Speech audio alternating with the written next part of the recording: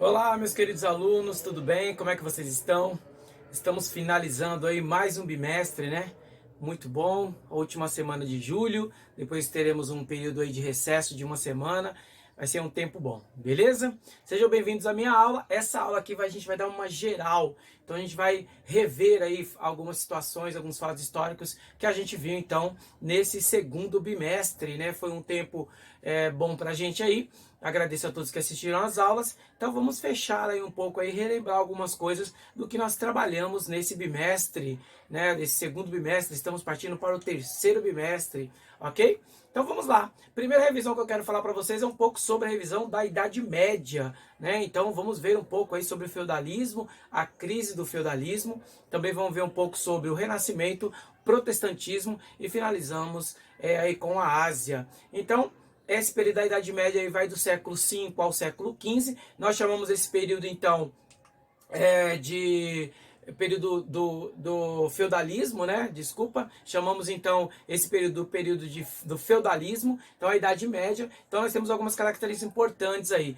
Roma perde o poder, acaba se dividindo ali em duas partes, e aí depois acaba tendo o Império da região de Constantinopla, depois o Império Bizantino, e do lado de Roma fica como a capital. Os dois lados são invadidos, Roma perde o poder, e depois Roma então acaba criando a Igreja Católica Apostólica Romana, e vai criar um poder imenso nesse período. Com o final dele vem então o Império Carolíngio, né, o período de Carlos Magno, e Carlos Magno domina toda a Europa, com parceria com o Papa, todo o território que ele dominava, eles implantavam então o cristianismo. De repente, 99% da Europa já era então convertida ao catolicismo, ao cristianismo romano, né? Então, quando o Império Carlos de Magno acaba, então a Europa já era 99% já cristão católico romano, né? O cristianismo com a invenção da Igreja Católica Romana. E aí então agora não tem mais um líder, então agora o poder vai ser fragmentado nesse período, o poder agora vai ser dividido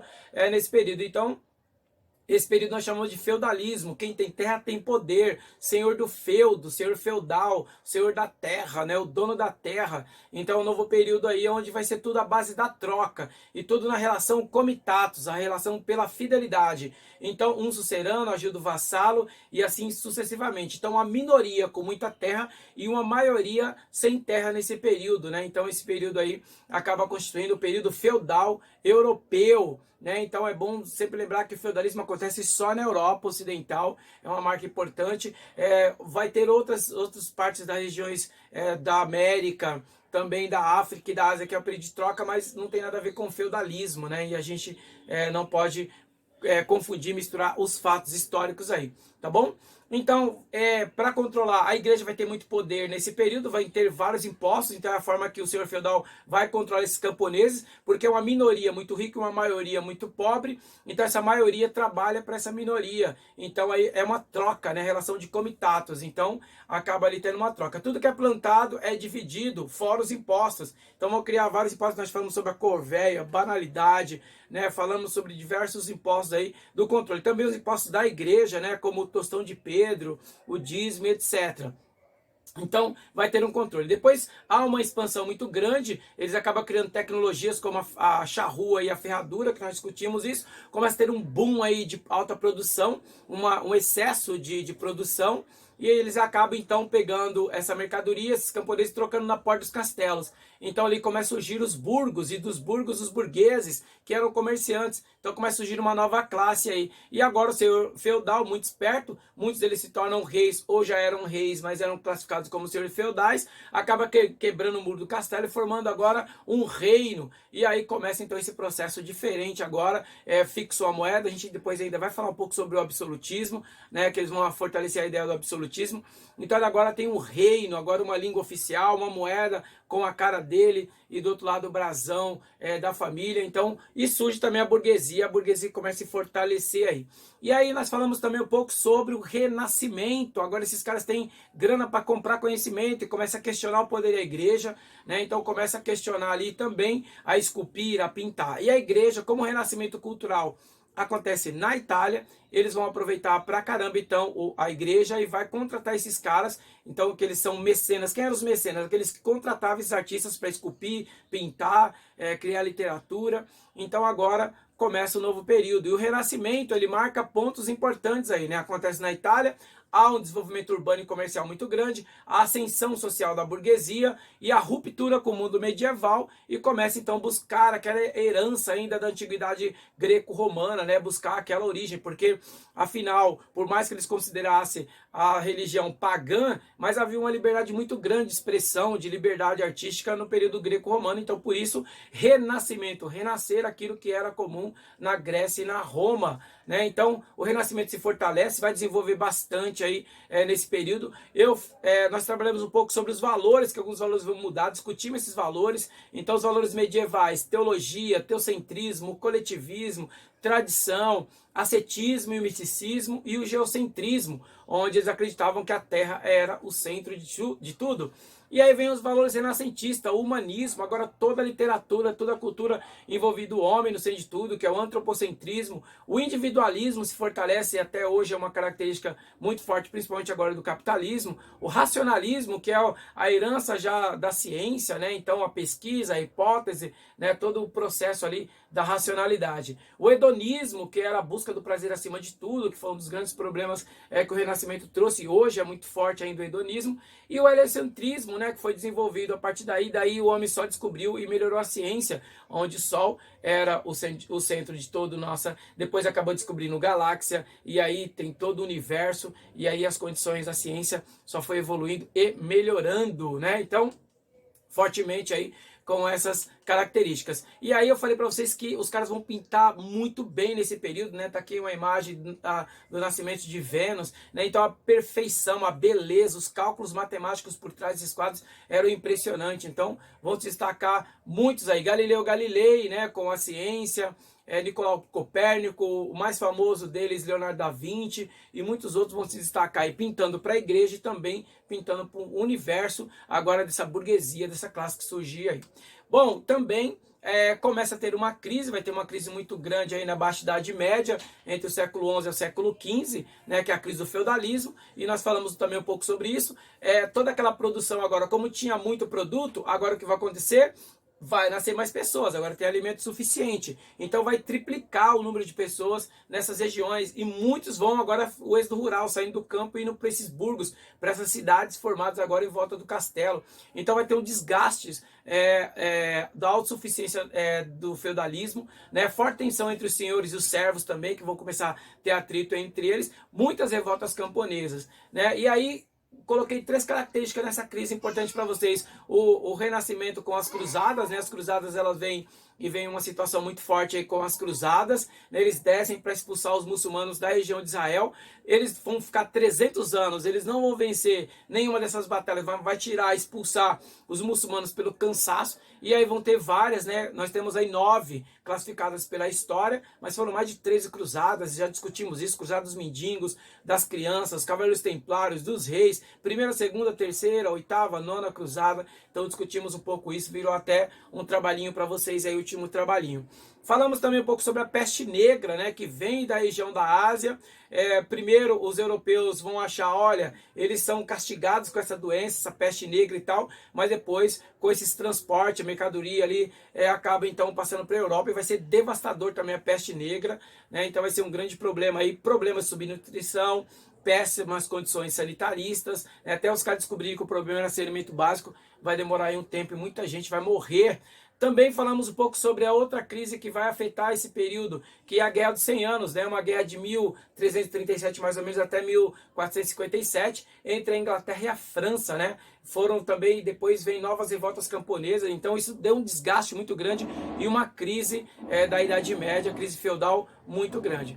Outra coisa que nós falamos também foram as reformas religiosas a partir do século final do 15 para o 16, né, o rompimento com a unidade da Igreja Católica devido ao surgimento de novas religiões. Então nós falamos sobre o luteranismo, calvinismo e o anglicanismo. O Martinho Lutero vai abrir todo esse espaço para as outras reformas, né? Então Lutero vai escrever 95 teses, ele era um monge, estudante para ser padre, ele é até condenado pela igreja, mas os príncipes alemães acabam protegendo ele, e com essa proteção ele escreve as 95 teses gruda nas portas das catedrais, tanto que alguns historiadores dizem que inconsciente ele acabou criando uma ideia de jornal, né, nesse período. Então ali as pessoas começam a questionar o poder da igreja, a prática do que a igreja fazia, e aquilo que era bíblico muitas vezes não tava batendo. A igreja vai perseguir muita gente com a ideia de hereges, Santa Inquisição, Santa Indulgência, nós falamos sobre tudo isso, venda de objetos simônicos, né, que até hoje é muito comum ainda na igreja.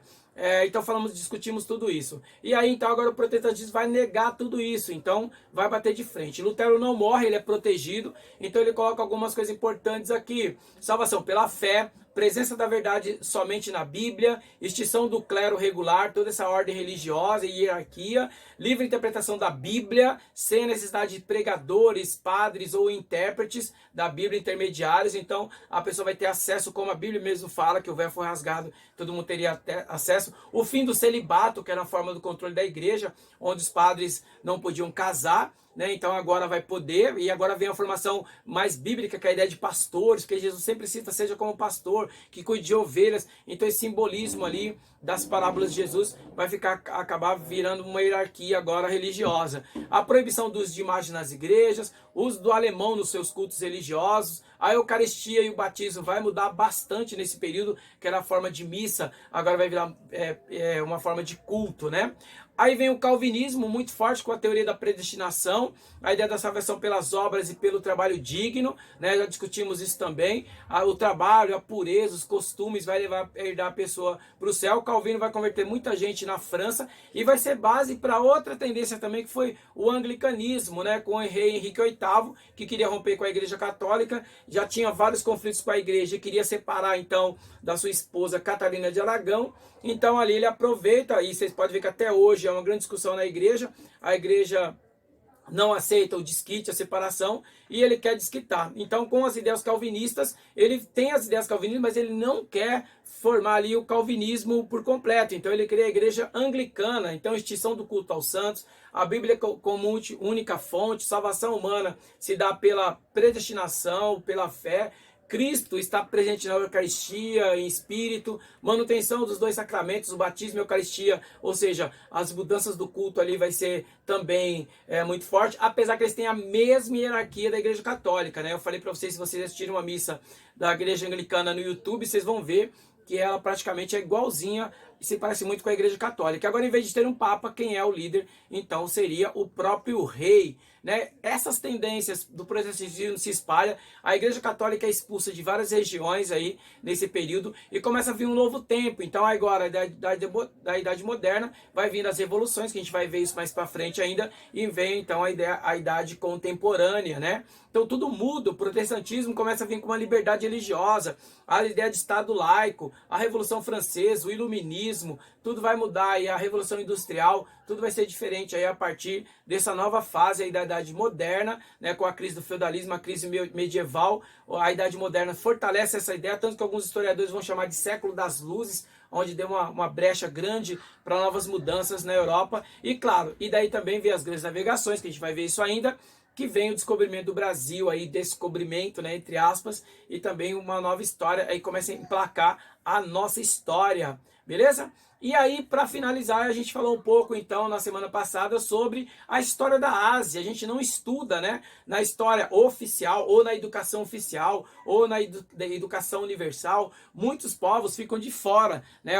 A gente pode ver que a gente estuda mais história europeia do que a nossa própria história, porque é o que está ali dentro, enraizado em todo esse conteúdo oficial, né? Esse conteúdo oficial, a nossa história, muitas vezes, depende da história do europeu, e elas se encaixam, elas se linkam. Então, também, a gente quase não fala, não tem essa preocupação. Quase 70% do que nós temos de invenções vem da Ásia, discutimos isso, achei muito legal a fala de boa parte dos alunos aí sobre a Ásia. Então nós conhecemos muito pouco, né, países, cultura, religião, o hinduísmo, o shintoísmo, o daionismo, falamos sobre religiões também, falamos um pouco sobre esses países, tanto coisas positivas quanto negativas, as grandes ditaduras de esquerda, né, como a China comunista, a Coreia do Norte, né, até o próprio Vietnã. Então citamos e falamos boa parte das coisas importantes também sobre a Ásia, e foi muito legal os comentários de vocês, parabéns a todos que comentaram aí, Foi muito bom os comentários e a verdade desses comentários, né? Que a gente sabe muito pouco sobre a cultura desses povos, que deveria ser estudado mais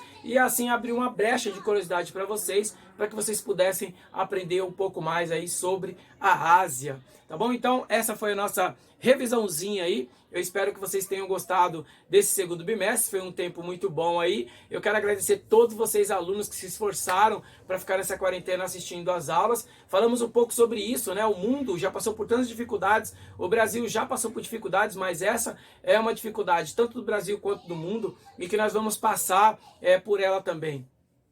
A educação ela caiu no mundo todo, ela está com problema no mundo todo, mas imagina se a gente for pegar os fatos históricos de guerras, de conflitos, onde as crianças ficaram muito mais do que 1 ano, 5 anos, sem estudo, sem nada, atrasaram bastante a educação e tudo. Aqui a gente ainda está lutando com poucas armas que temos, com as dificuldades que nós temos, tanto eu aqui da minha casa, quanto vocês aí, quanto o próprio Estado, né? Mas de qualquer forma estamos nos levantando, estamos nos fortalecendo todas as manhãs. Eu quero agradecer a todos vocês alunos que têm se levantado para assistir às aulas, que têm participado, feito suas atividades. Um dia isso vai marcar a sua história, a história da sua família, né? E você contará para os seus filhos, para os seus netos também, que um dia teve um tempo e que você lutou para permanecer em pé. Não foi uma luta de guerra mundial, não foi uma luta tão grave quanto aconteceu em outros países, mas foi a nossa luta, foi a forma que nós encontramos para passar. E vocês estão de parabéns aí por ter lutado junto comigo e ter assistido essas aulas, tá bom? Agora descansem, né? Vamos ter um período de recesso aí de 1 semana. Descansem, nós voltaremos então no terceiro bimestre, firmes e fortes aí, aqui pelo Times. E eu quero contar com todos vocês aí. Continuem sendo guerreiros, é a sua história que está sendo gerada, é a nossa história. E nós precisamos permanecer firmes e fortes, tá bom? Bons ventos, fiquem com Deus e até a próxima aula, terceiro bimestre. E até mais, galera. Bom descanso para todos.